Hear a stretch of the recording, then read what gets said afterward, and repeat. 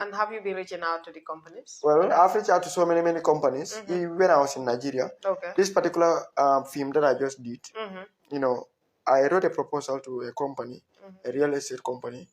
I told them this is what I want to do, and I want you to help me pay for one flight ticket for one Gambian to come to Nigeria. Accommodation, everything will be free on me. Yes. So they didn't say no. I'm talking about the CEO. I used to talk to him direct. And the real estate company is a big company now, very big. Okay. So he told me, okay, no problem. He asked me when would I love to do the project. Yes. I told him this particular day. He said, okay, send in your proposal. I told him I will send my team in the Gambia. They'll come and meet you in your office. They will even talk to you more about the project. So I've sent my people, Bubajane with Asa Kamara. Okay. They went to... They met him? They met him in his office. They talked. They agreed. But no problem, they are going to... But there was no document signed? There was no document signed, but we submitted our proposal. That was him. That was what he asked for. He gave their word. Yeah, he gave them their word. He gave me, myself, his word. Because I used to talk to him directly. Okay. So I said, okay, when do you want to do this thing? I said, this particular day. When do you want these people to come? I said, this particular day. So I said, okay, no problem. I'll pay a flight ticket for them to come. So until that same day, a day before that day, I started calling him.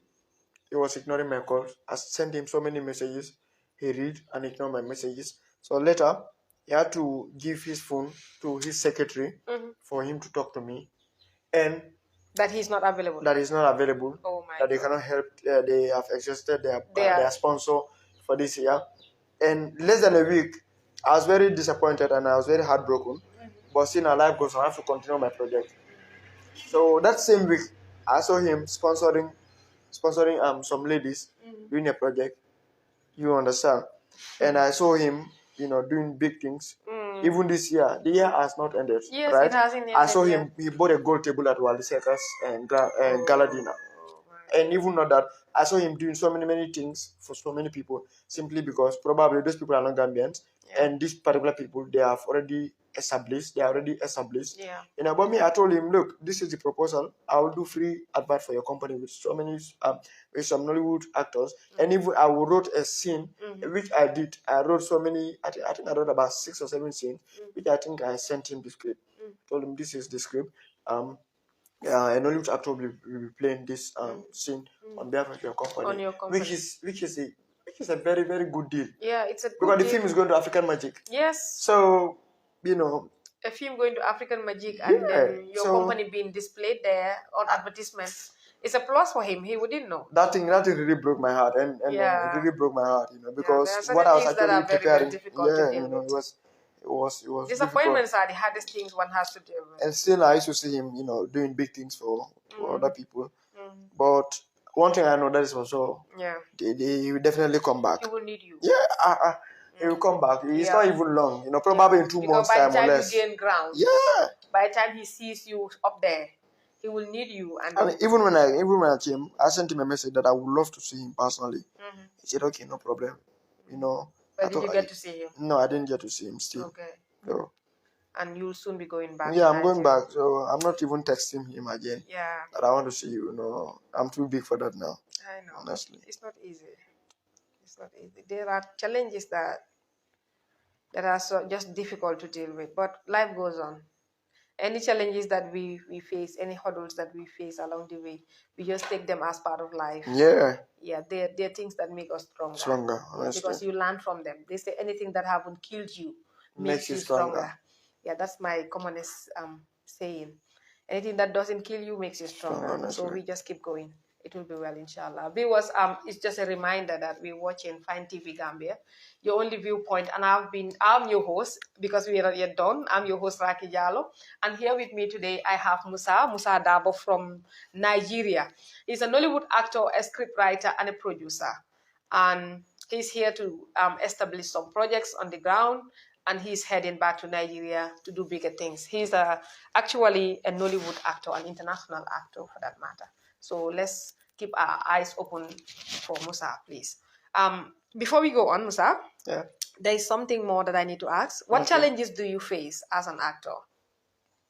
What challenges? Well, there might be challenges, isn't it? Of course, there's always challenges. Yeah. So what are some of the challenges that you face, or one big challenge that you face, and in Nigeria, like let's say you are in a foreign land, you don't get to see, you don't get to hear "go money," you understand? Because that is important. Yeah. Like you turn your back, you don't see any Gambian. Like you're in, like we're all Africans. Yeah. No, we are all Black Africans. But you are in a foreign land. Undoubtedly, you are in a foreign land because you're in Nigeria, a bigger country for that matter. How many times of Gambia can go into Nigeria?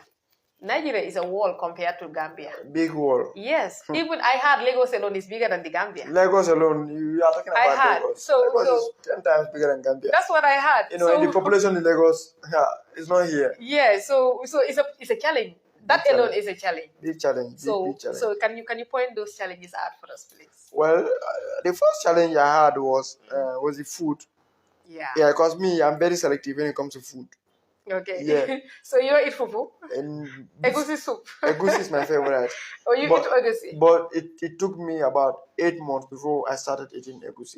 Oh my God. It took me 8 good months before I started eating. So it means you learned how to eat it. Because the way it was difficult. Yeah, when I see people eating those things, like, it looks a bit irritating to me. The mentality. Yeah, the mentality. Of how they eat it. Yeah. It's the same that I have. Yeah, if I see the fufu here and the soup there, I say, how do they join this too? So it was a bit irritating. That was the food aspect was number one. It was difficult. And still now there are some foods that I'm still here to eat. Yeah. I've eaten egusi so many times. And it became my favorite Nigerian food. Egusi. And I've eaten okra soup. Okay. I've eaten oha soup. Okra soup is super kanja, isn't it? Yeah. That one is super kanja. Yeah. They're related because it's okra. Okra. So I think those are the local foods that I've eaten so far. Okay. So the food aspect is number one. It took me time before I was able to, eat, their local food. Okay. How about the language? The language too is second. The language also. Because it's only English that you share in common. Yeah, it's only English that I share in common. Yeah. And some people cannot even speak English. It's either Pidgin or they speak Igbo to me. And me, I live in Igbo land. Okay. So it's either Pidgin or Igbo for me. Okay. So me, I cannot speak Pidgin like that before. Yes. So all those things, gradually, it was a gradual process for me. All those things were challenges that I was facing. Yeah. And at the end of the day, there are some challenges too that I have in the industry too. People will definitely look down on you when they don't know you. Thank you. So, that's one thing that I wanted to ask you. Yeah. It was part of my questions. I wanted to ask you, how do you feel amidst those big people that already think they're already big, and you from a country that has no movie industry? Definitely. You understand? That is a big challenge. Yeah. Because they will look low upon you. That's obvious. They will say, hey, this boy that is from Gambia that don't know movie. I'm telling you about my my colleagues, that is the actors. Yeah. Thank God, none of them ever belittled me. Okay. My interactions with them are always amazing. Yeah. Which I believe sometimes you see them on my page. Yes, with the likes of some superstars. Yeah, some superstars. I've seen some of them. Yeah, Lucky Donald and the others, Yubi Michael and the others. So for them, they are parties. They will respect you. Yeah, they respect me. Yeah. And this is one thing that I want to tell Gambian people, that I'm not saying that they should not support outsiders, but they say charity begins at home. At home, yeah. You understand? Charity begins at home. So, support people in your country. The support base is what is lacking most in the Gambia. Exactly. Support Gambian people. Gambians are having a lot of talents. And there are a lot of raw talents in this country that needed to be nurtured. Sure. But people forget about them. They sideline them. That is why you have a lot of, youth going astray, smoking, drinking, taking stealing, the back way. Taking the back way, stealing people's property. But sometimes being criminals. I'm telling you. But sometimes, if you see, if you see it in another aspect, you will not blame them. You will not blame them. There's no job opportunity in the country. There's nothing in this country that they can hold on to. The little talent that they have, they cannot showcase it. Yeah. They cannot showcase any talent. They cannot. And even if you do, you try to showcase it, someone will kill you down. It will kill it down. I'm telling you. Without any hesitation. I'm telling you. They will just rubbish you. They will tell you what you're doing. It's nothing. I'm telling you. So it's difficult. So, it's difficult. The Gambians, we have Gambia. When somebody is doing good, support them. Yeah. When you support them, no matter what they have, they still invest it in this country. Sure. But this Wale Seka that came here a few days ago, how much did Wale Seka collect from the Gambia? It's still, it's still going to Senegal. It's developing Senegal. Sure. Is Wale Seka having any business here? No. I don't know. He owns no business. Okay. Is Wale Seka did Wale Seka sign any Gambian talent? No. He did not. And Gambia is like an office to Wale Seka. Yeah. Every year he comes, Every pick year. millions, Yes. go back And to go Senegal, back to develop his country. Yes. So all these millions, all these tickets that they are giving to Wale Seka, all this money that they are giving to Wale Seka, they could have invested that in Gambian people. Sure. But when I'm talking, it's still a waste of time because once a Gambian, always a Gambian. Yeah. So you see, they will not even take you the narrative seriously. will always be the same. It's in the DNA. Yeah. It's in the Until DNA. they see you up there, they wouldn't want to support you. Yeah, and me too. I have to make this clear. Yes. That right now I've approached few companies. None of them responded. Yes. And in 1 or 2 months' time, they will still start sending me messages. People like that, I'll be very, very, my decision towards them. You'll be very harsh in responding them. Yeah, so I'll just give my manager the phone to talk to them. Yeah. Not me. So, when you are struggling, they never believed in you. Yes. So the thing is, they never believed in you. So now they want to, come, for them to associate with you. Yeah.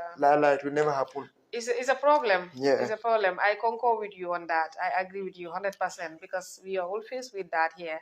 When you're starting, they don't support.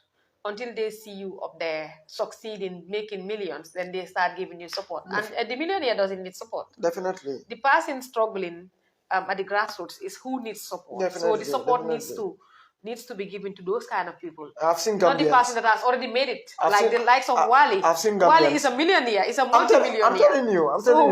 But those are the things that we support. I'm seeing Gambians. It's the sad reality. I'm seeing Gambians. Celebrating my colleague's birthday in Nollywood. Okay. They celebrate her birthday for her in the Gambia and contribute money. And they send it to her in Nigeria.